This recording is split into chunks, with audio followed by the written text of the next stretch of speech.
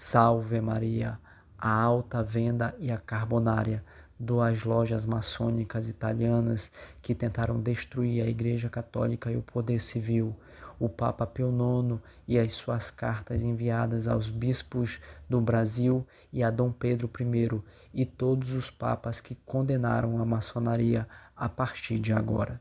Na Itália do século XIX, duas lojas maçônicas, a Carbonária e a Alta Venda, tinham planos contra o poder civil e o poder religioso.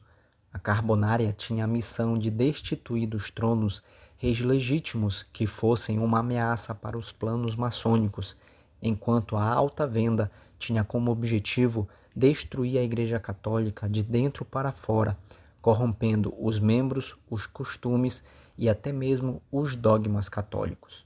A Alta Venda cria um papa segundo seus desígnios, segue um trecho do plano maçônico, abre aspas, o trabalho para o qual nos preparamos não é obra de um dia, nem de um mês, nem de um ano. Pode durar muitos anos, até mesmo um século. Nas nossas filas, o soldado morre, mas a guerra continua. Aquilo que devemos procurar e esperar é um Papa segundo nossos desígnios. Se tivermos o dedo mindinho do sucessor de Pedro implicado na conspiração, este dedo mindinho vale para esta cruzada todos os Urbanos segundos e todos os São Bernardos da cristandade. Outra estratégia da maçonaria era acabar com a relação entre o poder civil e a Igreja Católica, pois o poder civil protegia o catolicismo. Então, destituir os reis foi o primeiro passo dado pela maçonaria por meio da Carbonária, e foi dessa forma que Luís XVI da França teve sua vida tirada. Os maçons tentaram ter o Papa Gregório XVI como seu aliado, como aquele Papa que seria fundamental para os planos maçônicos, porém o pontífice foi um forte opositor do liberalismo e da maçonaria. Foi então que os maçons criaram esperança no sucessor de Gregório XVI, o Papa Pio IX. Porém, Pio IX foi mais incisivo ainda e, como seus antecessores, condenou a maçonaria formalmente. E Pio IX, sabendo da batalha entre a maçonaria e a Igreja Católica no Brasil, enviou carta apostólica aos bispos do Brasil, na qual condena explicitamente a maçonaria. Pio IX também enviou uma carta, Quancam Dolores, a Dom Frei Vital, bispo de Olinda. O pontífice também enviou uma carta Exorte e Insta a Dom Pedro I sobre a maçonaria no Brasil.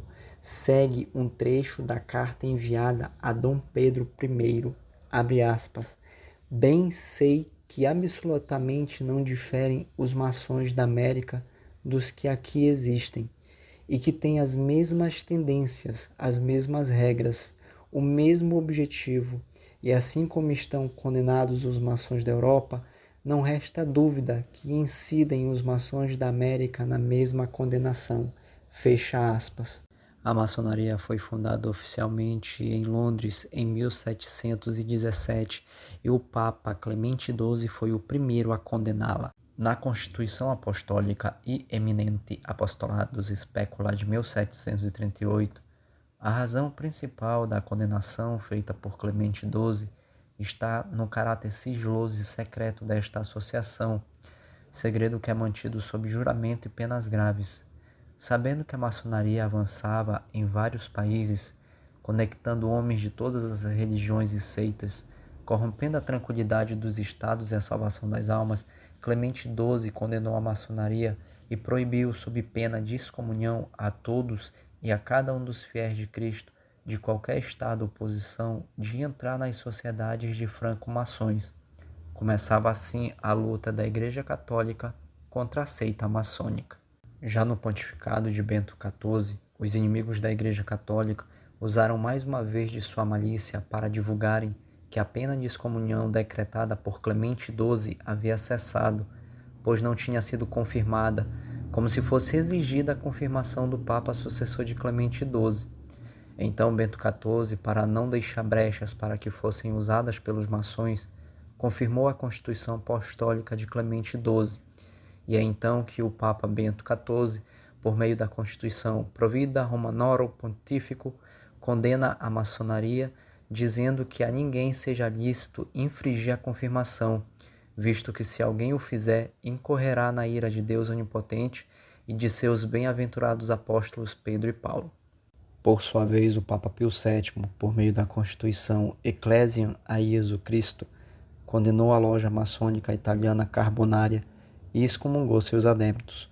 O pontífice diz em uma parte da Constituição o seguinte, abre aspas, os membros da Carbonária simulam um singular respeito e um certo zelo extraordinário para com a religião católica e para com a pessoa de Jesus Cristo. Os carbonários têm a audácia sacrílega de chamar Jesus de ministro e grande mestre dessa sociedade. Fecha aspas. Outro papa que também condenou a maçonaria foi Leão XII. O pontífice, por meio da Constituição Quo Graviola Mala, denunciou o ataque feito pela maçonaria às verdades da fé.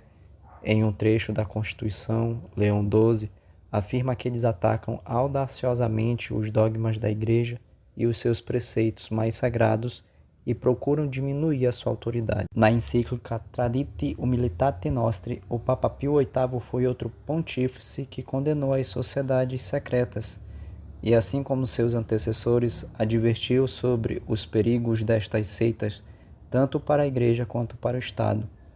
Pio VIII afirma que entre tais heresias maçônicas se encontra o sórdido artifício dos sofistas destes tempos, que não admitem qualquer diferença entre as diferentes profissões de fé e julgam que as portas da salvação eterna se abrem para todos, independentemente de sua religião.